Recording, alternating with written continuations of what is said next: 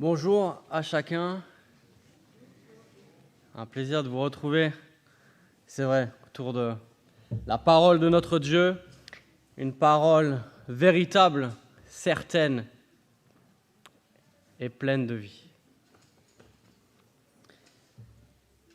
J'espère que l'un des mots que vous entendez le plus souvent, parmi d'autres bien sûr, c'est l'évangile dans notre Église. Mais pourquoi on insiste autant sur l'évangile ? Pourquoi c'est un thème qui revient si souvent ? Et pourquoi on attache tant de soins ? Et pourquoi on insiste tant sur ce que l'évangile soit prêché et soit prêché fidèlement ? C'est qu'en réalité, l'évangile, c'est le message de la parole de Dieu et que toute notre vie chrétienne repose sur lui. Et je dirais même que c'est vraiment le postulat de départ de l'apôtre Paul quand il écrit cette lettre aux Corinthiens que nous parcourons depuis quelques semaines maintenant. Que sans l'évangile, tout s'effondre et que tous les problèmes qui sont liés, que l'on retrouve dans l'église de Corinthe sont liés à un abandon, à un départ de l'évangile. Et on va voir au fur et à mesure de la lettre que tous les problèmes de division, de sainteté, sont liés à une mauvaise compréhension ou un départ de l'Évangile. Et ce matin, on va continuer ce que Samuel a commencé la dernière fois. Il nous avait exposé la fin du chapitre 1, le chapitre 2, et on va continuer dans cette même partie avec les chapitres 3 et 4. Et ces deux chapitres que nous verrons ce matin poursuit cette même idée des chapitres 1 et 2, à savoir, l'évangile est une folie aux yeux des hommes, mais il est la sagesse de Dieu. Il est une faiblesse aux yeux des hommes, mais il est la puissance de Dieu. Je vous invite à ouvrir vos Bibles en 1 Corinthiens au chapitre 3. Ces Bibles-là, c'est à la page 745.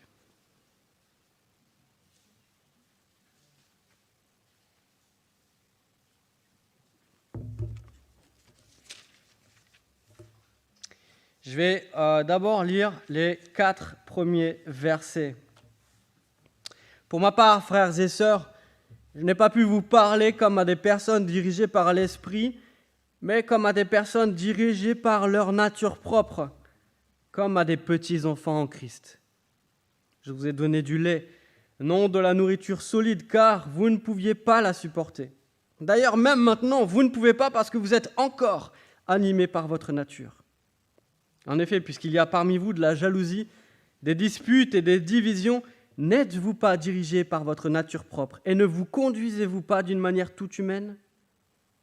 Quand l'un dit « moi je me rattache à Paul » et un autre « moi à Apollos », n'êtes-vous pas animés par votre nature ? Juste avant, à la fin du chapitre 2, je vous relis le verset 13. Et nous en parlons, c'est-à-dire des bienfaits que Dieu nous a donnés par sa grâce, c'est-à-dire de l'Évangile, nous en parlons non avec les paroles qu'enseigne la sagesse humaine, mais avec celles qu'enseigne l'Esprit Saint.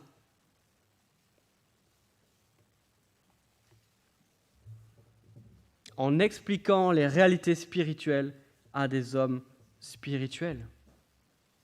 Le problème des Corinthiens, c'est qu'ils se croient spirituels, mais Paul leur dit d'emblée, vous ne comprenez pas ce qui est spirituel.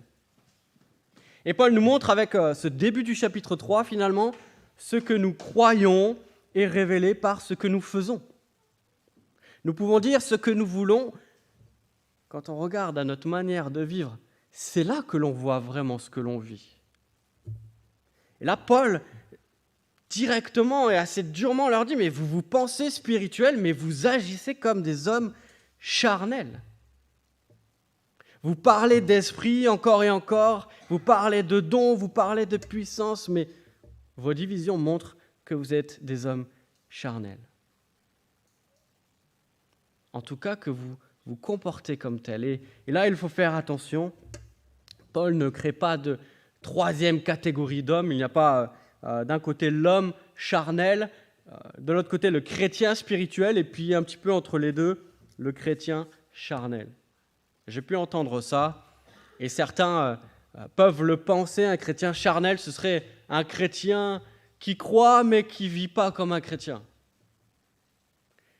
Mais c'est un oxymore, un chrétien charnel.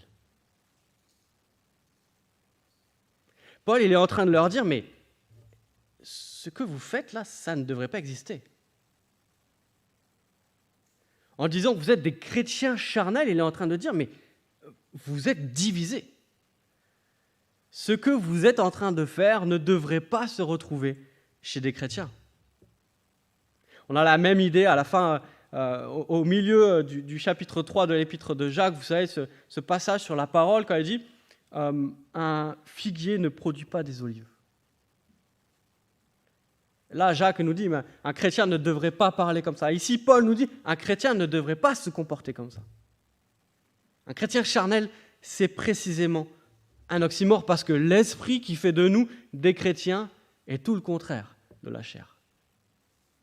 Les chrétiens sont précisément des êtres spirituels parce qu'ils sont habités par l'Esprit de Dieu. Mais là, dit Paul, mais là, vous vous comportez comme des hommes charnels. Vous parlez de l'Esprit, mais il y a des divisions. Et le problème principal, on l'a déjà dit, on le redira, parce qu'on le voit encore et encore dans la lettre, c'est celui de l'orgueil. La jalousie et les divisions des Corinthiens révélaient leur orgueil. Mais le problème est plus profond. Et quand on lit ce passage, on va voir que finalement, l'orgueil, c'est un petit peu la partie émergée de l'iceberg. Et que dessous, il y a des problèmes qui sont bien plus profonds et bien plus graves que ça. Le vrai problème des Corinthiens, et on va le voir, c'est qu'au fond, ils n'ont pas vraiment compris l'Évangile. Ou du moins, ils s'en sont écartés.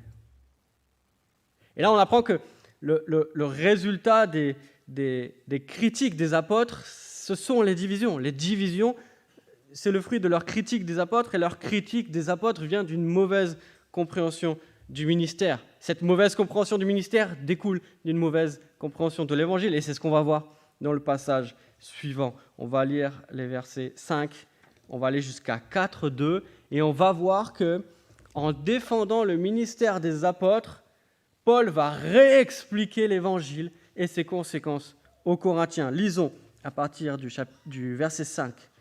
Qui est donc Apollos et qui est Paul ? Ce sont des serviteurs par le moyen desquels vous avez cru, conformément à ce que le Seigneur a accordé à chacun. J'ai planté, Apollos a arrosé, mais c'est Dieu qui a fait grandir.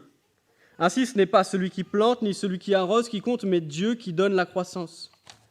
Celui qui plante et celui qui arrose sont égaux, et chacun recevra sa propre récompense en fonction de son propre travail.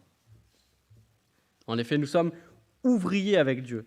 Vous êtes le champ de Dieu, la construction de Dieu, conformément à la grâce que Dieu m'a donnée. J'ai posé le fondement comme un sage architecte et un autre construit dessus.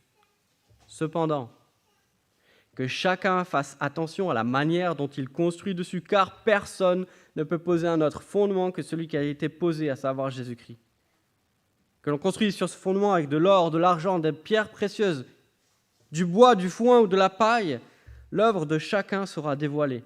Le jour du jugement la fera connaître, car elle se révélera dans le feu de l'épreuve, et l'épreuve du feu indiquera ce que vaut l'œuvre de chacun.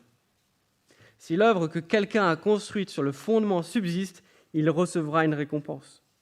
Si son œuvre brûle, il perdra sa récompense. Lui-même sera sauvé, mais comme au travers de l'eau.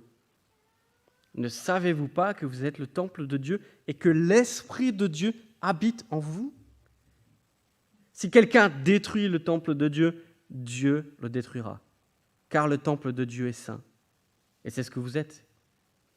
Que personne ne se trompe lui-même.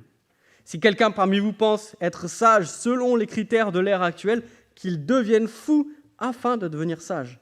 Car la sagesse de ce monde est une folie devant Dieu. En effet, il est écrit, il prend les sages à leur propre ruse. Et encore, le Seigneur connaît les pensées des sages, il sait qu'elles sont sans valeur.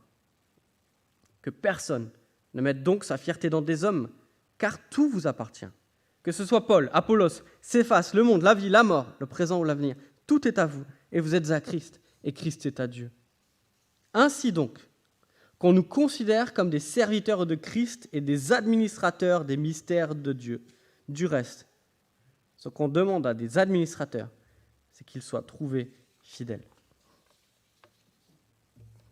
Paul commence dans cette première partie, les versets 5 à 8, en disant « Les apôtres sont des serviteurs ». C'est comme ça qu'il les présente. Déjà, on voit un gros contraste entre la manière de considérer les apôtres pour les Corinthiens et la manière dont Paul commence par les présenter. Les Corinthiens les mettaient sur un piédestal à tel point que l'un qui se revendiquait de l'autre était rival de l'autre qui se revendiquait d'un autre apôtre. Et là, Paul dit, ils sont tous des serviteurs, ils servent tous Dieu. Et c'est insensé de prendre parti pour l'un ou pour l'autre parce qu'ils servent tous Dieu. Et autre chose, c'est aussi insensé de considérer mieux l'un que l'autre parce que leur ministère dépend des dons que Dieu leur donne. C'est Dieu qui confie à chacun le ministère. Au verset 5, on lit conformément à ce que Dieu a accordé à chacun. Verset 10, conformément à la grâce que Dieu m'a donnée. Prendre parti parce qu'on préfère un ministre plutôt qu'un autre, un apôtre plutôt qu'un autre, un ancien plutôt qu'un autre, c'est insensé. Parce que c'est oublier que chacun sert Dieu conformément au don que Dieu leur a donné. C'est insensé aussi, dit Paul, de comparer et de mettre l'un au-dessus de l'autre parce que leurs ministères sont particuliers en fonction des dons que Dieu leur a donnés. J'ai planté, Apollos a arrosé. Leur ministère est différent parce que Dieu leur a donné des dons différents. Et critiquer les ministres, critiquer les apôtres pour eux, critiquer peut-être les anciens pour nous, les responsables en général, c'est oublier que c'est Dieu qui donne le ministère, selon les dons que Dieu a confiés et qu'il appelle les uns et les autres à effectuer des ministères différents. Mais Paul nous dit aussi, c'est insensé de louer l'un plutôt que l'autre, et même c'est insensé de louer l'un tout court parce que c'est Dieu qui fait croître. L'œuvre d'édification de l'Église, c'est celle de Dieu. L'un plante, l'autre arrose, mais c'est Dieu qui fait grandir. En considérant les apôtres comme des serviteurs, Paul nous dit, mais toute la gloire revient à Dieu. La gloire, vous êtes en train de la mettre dans les hommes, mais la gloire revient à Dieu. C'est lui qui construit son Église. Les divisions montrent que les Corinthiens n'ont pas compris le ministère des apôtres. Mais au fond, ils montrent encore pire qu'ils n'ont pas compris la grâce de Dieu. La grâce de Dieu qui distribue les dons aux uns et aux autres, et la grâce de Dieu qui fait grandir son Église. Et il continue avec une autre image, les versets 9 à 17. L'Église est le temple de Dieu que les apôtres édifient. Alors un peu plus tard, dans la lettre au chapitre 6, Paul va employer cette image du temple pour parler du corps des chrétiens au niveau individuel. Et Paul nous dira au chapitre 6, vous êtes chacun le temple de Dieu parce que l'Esprit de Dieu habite en vous. Mais ici, il nous dit le temple de Dieu, c'est le corps spirituel des croyants ensemble. L'Esprit habite en vous en tant qu'Église. Et juste avant, il souligne l'humilité des apôtres qui vient de la grâce de Dieu. Et là, il souligne la responsabilité des apôtres qui s'attachent aux dons que Dieu leur a confiés. Et plusieurs fois dans le texte, il dit le chant de Dieu, la construction de Dieu, le temple de Dieu. Et ça, il le répète 3 fois au versets 16 et 17. Temple de Dieu, temple de Dieu, temple de Dieu. Ce ministère que les apôtres ont, c'est un ministère d'édification du temple de Dieu. L'Église appartient à Dieu. Il n'appartient pas aux apôtres, il n'appartient pas aux Corinthiens, il appartient à Dieu. Là, il cite 2 séries de 3 matériaux. Alors, il y a 3 matériaux, on le comprend, qui vont résister au feu, qui vont résister au jugement. Et c'est intéressant de remarquer que les 3 premiers matériaux, les matériaux solides, ceux qui résistent, eh bien, en fait, c'est des matériaux qui étaient utilisés, on le lit dans l'Ancien Testament, pour la construction du temple. Et c'est les matériaux, on le lit dans l'Apocalypse, qui sont utilisés pour la nouvelle Jérusalem. Et là, que dit Paul ? Il dit, mais le ministère des apôtres aujourd'hui, le ministère des anciens à Étup en 2022, c'est un ministère dont on verra le fruit dans la Nouvelle Jérusalem. Ce que vous êtes en train de construire ici aura une résonance dans l'éternité. Attention à la manière dont vous construisez.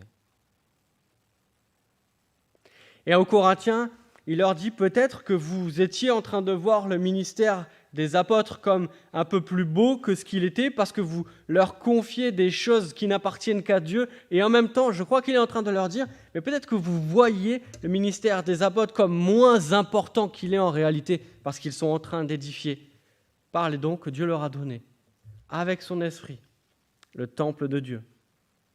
Quelque chose qui va résonner dans l'éternité. Et ce que nous dit Paul encore et encore dans cette partie, c'est que le fondement, à la fois ce sur quoi ce temple, cette église est édifiée, et à la fois ce avec quoi nous construisons, nous, en tant que serviteurs de Dieu, l'église, c'est l'évangile, rien que l'évangile. Parce que tout le reste, c'est la paille, du foin, du bois.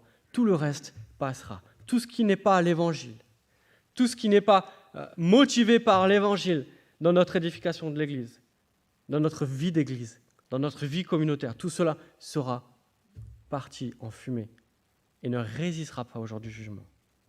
Et là, Paul avertit en particulier les enseignants. Paul avertit, je crois, en particulier ceux qui, parce qu'ils voulaient être puissants, parce qu'ils voulaient être éloquents, Paul leur dit, mais attention, vous n'êtes que des serviteurs, et attention, votre tâche est bien plus grande que ce que vous l'imaginez. Cette tâche est confiée par Dieu, c'est le temple de Dieu, construit avec l'évangile de Dieu. Mais je crois que Paul, ici, en plus d'avertir les responsables, avertit tous les membres de l'Église. Regardez les versets 16 et 17, surtout 18 à 20. Regardez versets 18 à 20. Les Corinthiens avaient des mauvaises attentes parce qu'ils avaient des mauvais critères. Ils jugeaient, verset 18, selon les critères de l'ère actuelle. Verset 19, ils jugeaient selon la sagesse de ce monde. Leurs critères ne venaient pas de la parole de Dieu, leurs critères n'étaient pas l'évangile, mais les standards de la société. Et la vérité de cette première partie, c'est la suivante. Dès qu'on s'éloigne de l'évangile, on va s'attacher aux critères du monde. Et dès qu'on s'attache aux critères du monde, on va s'éloigner de l'évangile. Et la question aujourd'hui pour nous, c'est est-ce qu'on est à l'abri de ce départ de l'évangile ? Nous qui lisons parfois cette épître avec, au pire, un certain mépris ou un certain dédain, au mieux, une certaine distance, on se dit, mais c'était grave quand même, ces Corinthiens. Ici, ils n'avaient rien capté. Est-ce que nous, on est à l'abri de cela ? Et de quelle manière nous sommes peut-être tentés aujourd'hui ? En réfléchissant à ça, j'ai pensé assez rapidement à l'évangile de prospérité. L'évangile, entre guillemets, ce faux évangile de la prospérité. C'est un évangile avec un petit e, entre guillemets, qui, selon l'expression d'Henri Blocher, que je trouve vraiment à propos, promet les fonds et la forme. Et ce faux évangile, c'est une chose qui rapproche de l'évangile que l'on prêchait, auquel on s'attachait à Corinthe, c'est qu'il ne s'attache pas à la vérité de la parole de Dieu, mais qu'il s'attache aux critères du monde. Il veut rendre le christianisme attrayant. Il veut le dépouiller de sa puissance. Il veut mettre de côté le scandale de l'évangile pour être un petit peu mieux accepté. Il veut que l'emballage soit beau, mais que l'intérieur aussi ne pique pas trop. Ce faux évangile travestit le message de Dieu pour le dépouiller de sa puissance. La croix est une folie pour l'homme, mais c'est la sagesse de Dieu, nous dit Paul. Je suis tombé sur cette entrevue avec Joel Osteen. Joel Osteen, c'est le pasteur de la plus grande méga-church aux États-Unis, qui est peut-être la figure de proue de ce mouvement qu'on appelle l'évangile de la prospérité. Et le journaliste faisait une enquête Et elle lui demande « Comment réussissez-vous à garder le péché et la rédemption en dehors du message chrétien ?» Bonne question, n'est-ce pas ? Austin répond, je vais faire un ton de voix, je ne sais pas s'il a répondu comme ça, mais si vous regardez des interviews de lui, c'est très probable. Écoutez, je suis optimiste. La vie nous fait déjà sentir coupables tous les jours. Si vous continuez à faire honte aux gens, ils vont se détourner de vous. Le journaliste demande, mais comment le fait de dire aux gens de minimiser leur conscience s'accorde-t-il avec le Nouveau Testament ? Bonne question. Austin sourit maladroitement, nous dit le journaliste, avant de répondre. Mon but n'est pas de m'attarder sur des détails techniques. Je veux aider les gens à dormir la nuit. Dès qu'on s'attache aux critères de ce monde, on va s'éloigner de l'Évangile. Et j'espère qu'on ne va pas tomber dans les pièges grossiers de l'Évangile de prospérité. Mais peut-être qu'on se laisse séduire par des ersatz de l'Évangile, des évangiles édulcorés comme l'aspartame est au sucre. En France, on a aussi des mini-Joel Osteen, des gens qui sont très écoutés, des gens qui sont très regardés, et des gens qui prêchent un évangile qui est poli, qui n'est pas abrasif, qui ne pique pas. Mais dès qu'un enseignant n'a pas le but d'être fidèle à l'évangile, dès que son but est de plaire à ceux qui l'écoutent, il va indéniablement orienter son message vers ceux qui les intéressent. Et sa question principale, ce ne sera pas « Que dit la parole de Dieu et qu'est-ce que Dieu veut nous dire ?» mais « Qu'est-ce qui intéresse les gens et comment on va pouvoir les attirer ?» Et peut-être que ce qu'il dira est vrai, parfois, et ça arrive,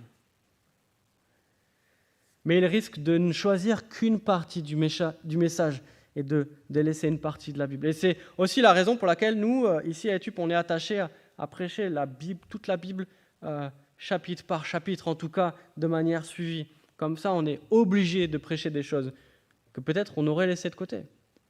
Ou peut-être de prêcher moins des choses qu'on aurait prêchées plus souvent et de se laisser conduire par la manière dont Dieu se révèle et de dire souvent ce qu'il nous dit souvent et nous dire avec force ce qu'il nous dit avec force et se laisser encourager quand il veut nous encourager.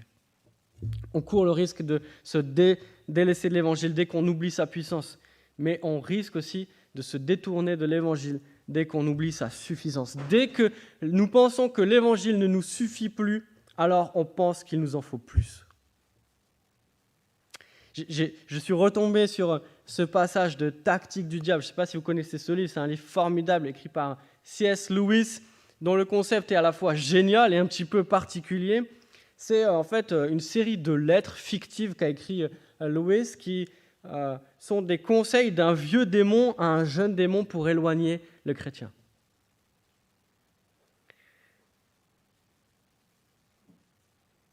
Absolument incroyable. Vous lisez ça, ça a été écrit juste avant la Deuxième Guerre mondiale et vous dites mais le monde n'a pas changé. Les tactiques et les ficelles sont toujours les mêmes. Écoutez, une des lettres que l'on lit, où on a ce vieux démon qui écrit un jeune démon. Il lui dit « Cette aversion pour toujours les mêmes choses est une des passions les plus utiles que nous ayons produites dans le cœur humain. » Quand il dit « nous », c'est le mal. C'est une source intarissable d'hérésie en matière de religion. Comme nous repérons chez certains le plaisir qu'ils ont à manger et à boire et l'exagérons pour qu'ils dégénèrent en gourmandise, ainsi nous exploitons chez d'autres le goût inné du changement pour le déformer en une véritable passion de la nouveauté. Cette passion de la nouveauté, mes amis, c'est ce qui nous pousse à vouloir toujours quelque chose de neuf, toujours quelque chose de nouveau, toujours quelque chose dont on n'avait jamais entendu parler. Et je crois que dans notre ère où tout s'accélère, où on a toujours plus d'informations et jamais le temps de réfléchir, où on court toujours après la nouvelle nouveauté. Dès que quelque chose est sorti, il est balayé par quelque chose de nouveau, quelque chose de mieux, encore plus fort, encore plus grand. Dans cette ère-là, nous sommes plus que jamais séduits par cette idole de la nouveauté. Mais dès qu'on oublie que l'Évangile est tout ce dont nous avons besoin, nous cherchons autre chose. Et si on s'étonne de l'actualité de ce qu'on lit dans ce livre écrit par Louis, qui a été écrit avant la Seconde Guerre mondiale, et écoutez ce que Paul écrit à Timothée au 1er siècle. Un temps viendra où les hommes ne supporteront pas la saine doctrine. Au contraire, ayant la démangeaison d'entendre des choses agréables, ils se donneront une foule d'enseignants conformes à leurs propres désirs. Ils détourneront l'oreille de la vérité et se tourneront vers les fables. À quelles fables sommes-nous exposés, mes amis? Quelles sont les fables que nous lisons en ligne, que nous voyons sur les réseaux sociaux, qui sont partagées encore et encore sur Facebook, sur Instagram, sur YouTube, qui nous sont recommandées? Quelles sont ces fables qui nous promettent de la nouveauté et qui nous disent « l'Évangile, c'est bien, mais je vais te donner quelque chose de mieux ». Que recommande Paul à Timothée pour contrer ces fables? Que recommande Paul à Timothée dans cette période où les gens voudront se détourner de la vérité? Écoutez ce qu'il dit. Prêche la parole. Insiste en toute occasion, qu'elle soit favorable ou non. Réfute, reprend et encourage. Et regardez la fin de notre texte aujourd'hui, les versets 1 et 2 du chapitre 4. Ce qu'on demande des administrateurs, c'est qu'ils soient trouvés fidèles. Paul le rappelle, mais vos critères ne sont pas les bons. Vous jugez selon les critères du monde et vos attentes ne sont pas les bonnes. Ce qu'on demande aux apôtres, ce qu'on demande aux anciens, ce qu'on demande aux responsables, c'est de prêcher l'Évangile. Je continue la lecture à partir du verset 3 du chapitre 4 et j'irai jusqu'à la fin. Pour ma part, il m'importe très peu d'être jugé par vous par un tribunal humain. Bien plus, je ne me juge pas non plus moi-même. Ma conscience, il est vrai, ne me reproche rien, mais ce n'est pas pour autant que je peux être considéré comme juste. Celui qui me juge, c'est le Seigneur. C'est pourquoi ne portez aucun jugement avant le moment fixé, avant le retour du Seigneur.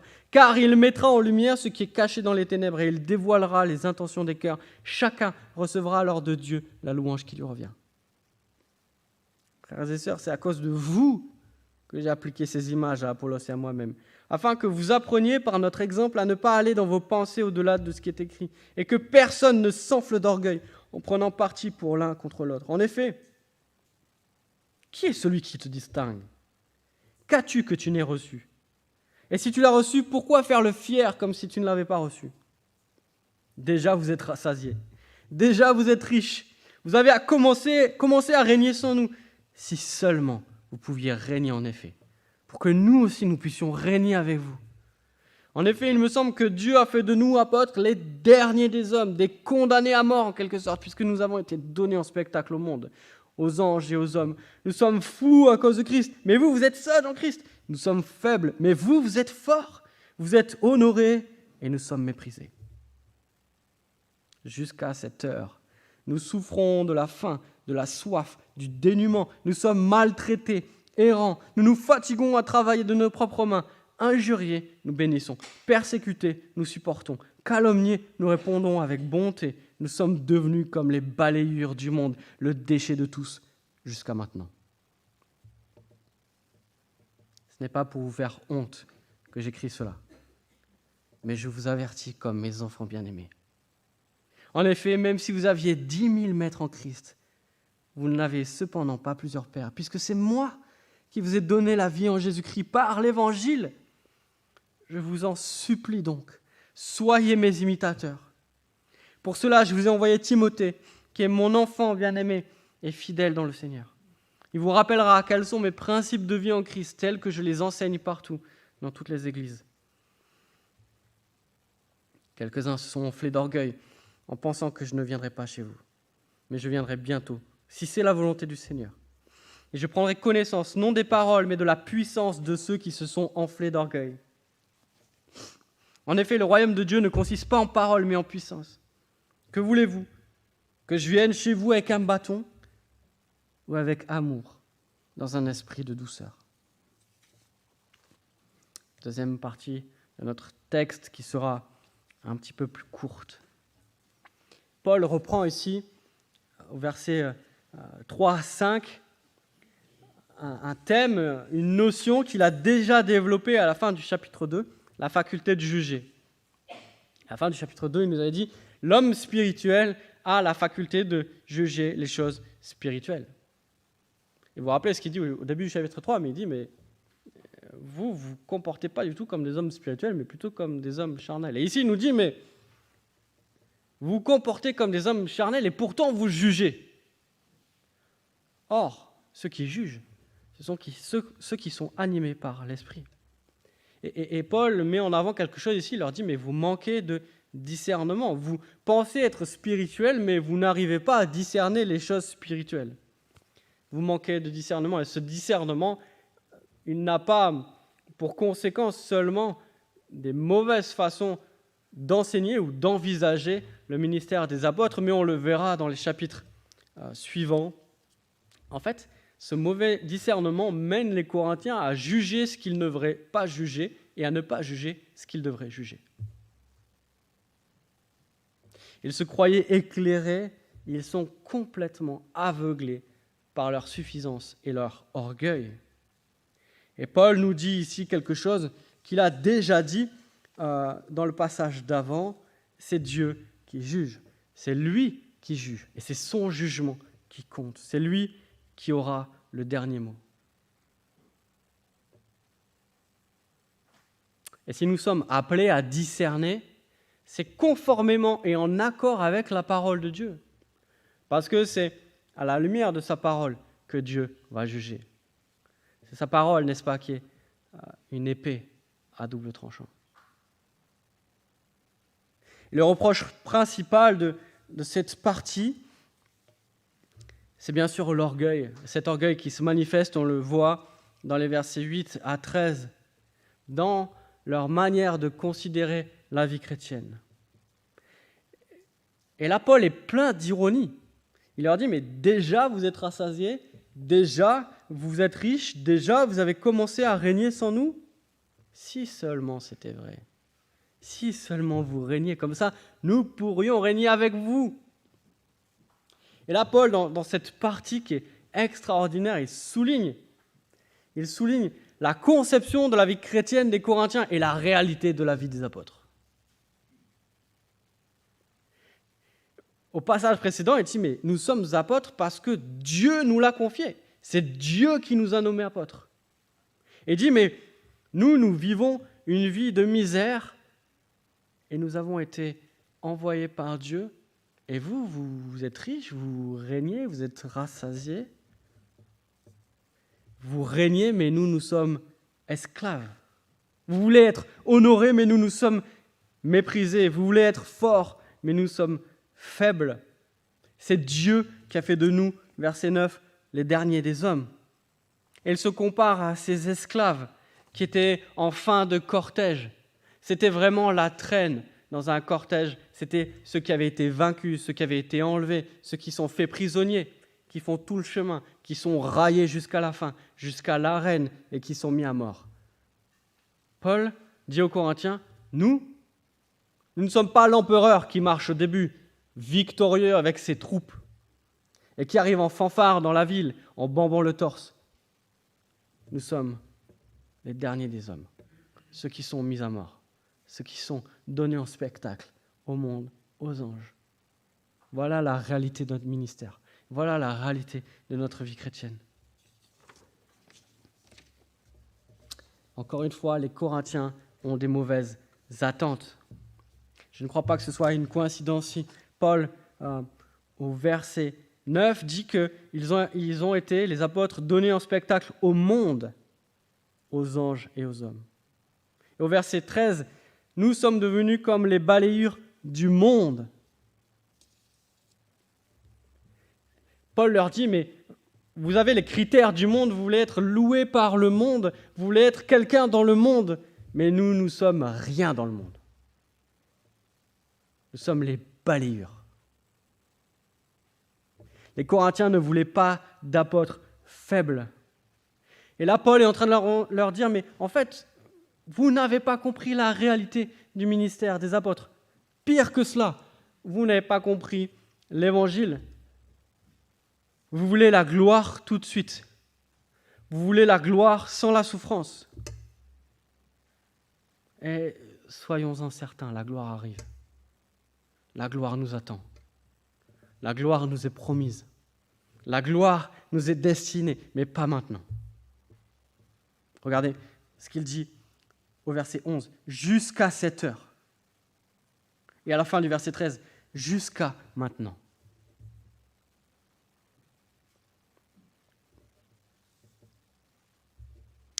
Le best-seller de Joel Osteen, ce faux prédicateur dont je parlais tout à l'heure, s'appelle « Your Best Life Now », votre meilleure vie aujourd'hui. Et certaines versions les plus extrêmes, comme la sienne de l'évangile de prospérité, encore une fois, promettent et mettent en avant une vie dénuée de souffrance et de maladie, ici et maintenant. Viens à Jésus et tu ne seras plus malade. Viens à Jésus et tu ne seras plus anxieux. Viens à Jésus et tu ne souffriras plus. Mais Paul nous rappelle, ce n'est pas ce que Dieu nous a promis. En tout cas, pas encore.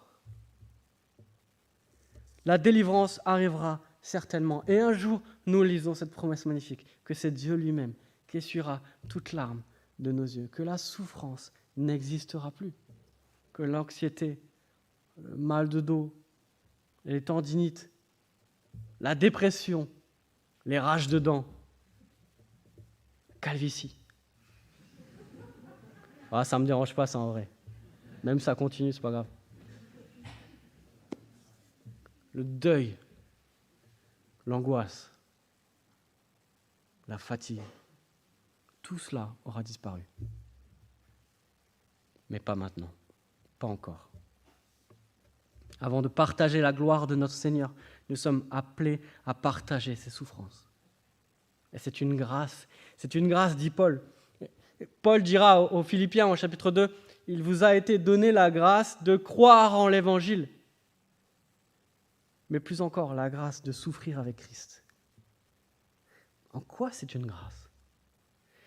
Et pourquoi Paul ne s'en plaint pas ? Et même pourquoi Paul se glorifie quelque part de partager ses souffrances de Christ ? Parce qu'il sait qu'il est en train de suivre son maître. Parce qu'il sait qu'après les souffrances viendra la gloire. Cet faux évangile de la prospérité, la guérison tout de suite, la délivrance de tout de suite, c'est encore une version grossière de ce que dénonce Paul. Mais encore une fois, le départ de l'évangile peut être plus sournois. Et là encore, il y a des ersatz de l'évangile qui ressemblent un peu plus à du développement personnel. Je vous lis un extrait de l'Église intentionnelle de Marc Dever. Une évangélisation qui vante les bénéfices dérivés de la foi remplit nos églises de personnes qui s'attendent à une vie sans problème, simplement parce qu'ils sont devenus chrétiens. Mais Jésus promet de la persécution à ceux qui le suivent, pas des avantages en nature. Nous voulons construire des chrétiens et des églises qui vont persévérer dans les moments difficiles, qui seront prêts à souffrir, à être persécutés et même à mourir pour l'évangile de Christ. Parce qu'il place plus de valeur dans la gloire de Dieu que sur les bénéfices temporels de la conversion. Demain, nous partagerons la gloire de Christ, mais aujourd'hui, nous devons porter la croix de Christ. Il n'y a pas de gloire sans croix. Et Paul nous dit en Romains 8,17, « Nous sommes héritiers de Dieu et co-héritiers de Christ, si toutefois nous souffrons avec lui, afin de prendre aussi part à sa gloire. » Comme les Corinthiens, encore aujourd'hui, rien de nouveau sous le soleil, comme les Corinthiens, encore aujourd'hui, beaucoup veulent d'un christianisme cool, d'un christianisme facile, d'un christianisme qui ne choque pas, qui ne rebute pas, d'un message qui est à la fois facile à accepter et facile à vivre.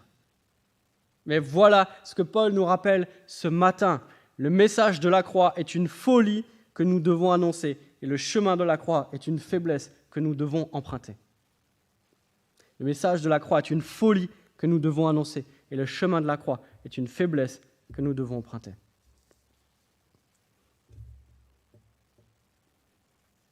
finalement, si on devait résumer pour conclure, ce qui fait le lien entre ces deux parties, je dirais que, au fond, les Corinthiens ne se contentaient pas de l'Évangile. Et je crois que c'est là la racine de l'orgueil dont parle Paul.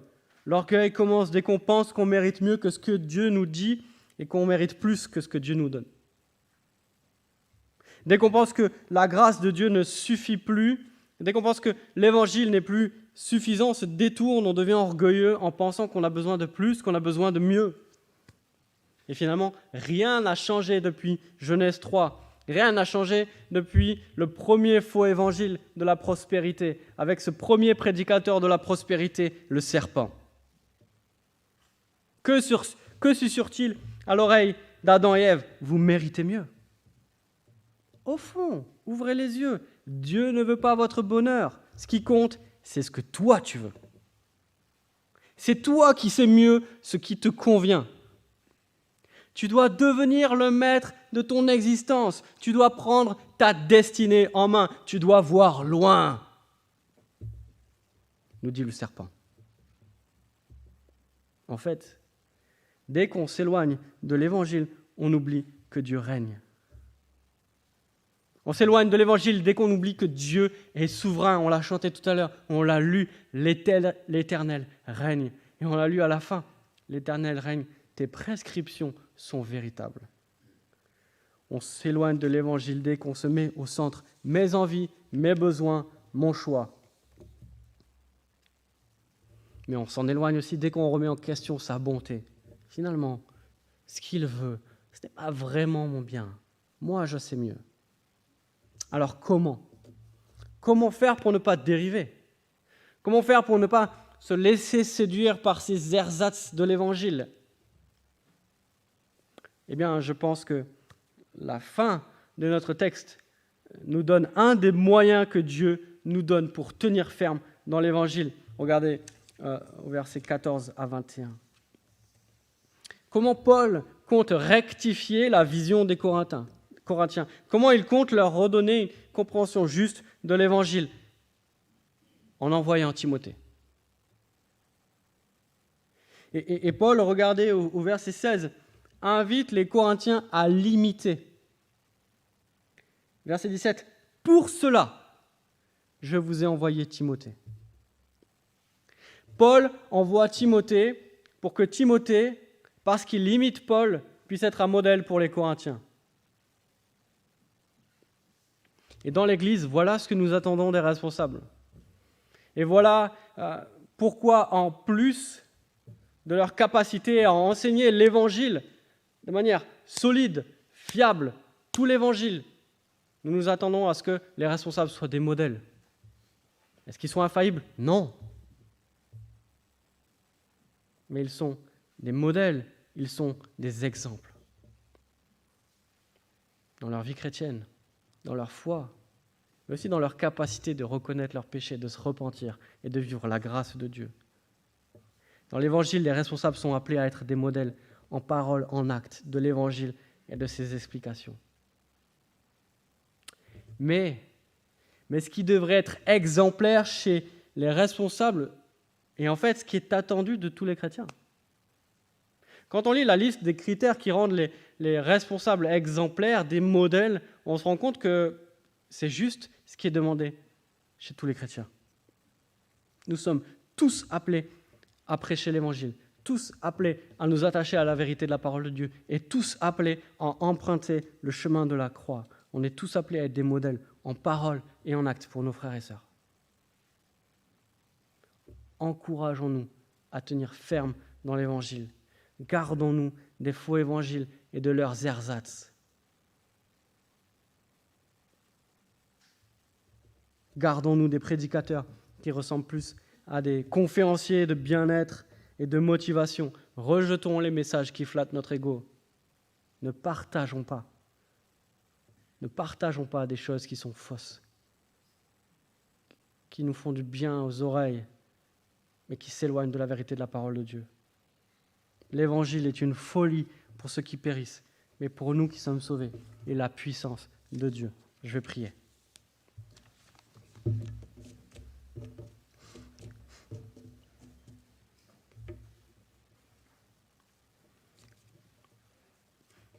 Père Céleste, nous entendons avec force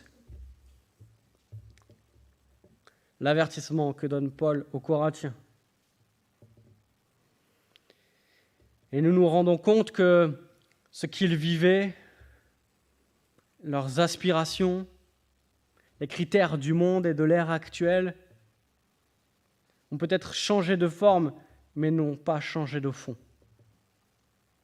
Ceux qui étaient les rhéteurs, dont le discours était bien ficelé, dont le contenu touchait les émotions des gens, sont aujourd'hui les faux prédicateurs qui veulent motiver, mais qui dépouillent l'Évangile de sa force, qui veulent enlever le scandale de l'Évangile de la croix. Oh Seigneur, ne nous permets pas d'être aveuglés par notre orgueil. Ne nous permets pas de nous attacher plus aux critères du monde qu'à la vérité de ton Évangile. Ne nous permets pas de croire que nous savons mieux ce qu'il nous faut et de penser que ton Évangile n'est pas suffisant. De vouloir chercher ailleurs, de vouloir chercher quelque chose de nouveau. Oh Seigneur, aide-nous à prendre plaisir dans ta loi, à considérer ta parole comme un trésor, comme une source d'eau vive qui nous rafraîchit, qui nous nourrit, comme un rayon de miel qui est doux à notre palais, comme la vérité à laquelle nous pouvons nous accrocher, la forteresse dans laquelle nous pouvons nous réfugier, le fondement sur lequel nous voulons nous tenir. Que ta parole habite dans notre Église, Seigneur. Que ton Évangile résonne dans chacune de nos vies. Que nous puissions être des modèles en parole et en acte à tous ceux qui nous entourent. Pour que tu sois glorifié. Pour que toute la gloire te revienne, Seigneur. Amen.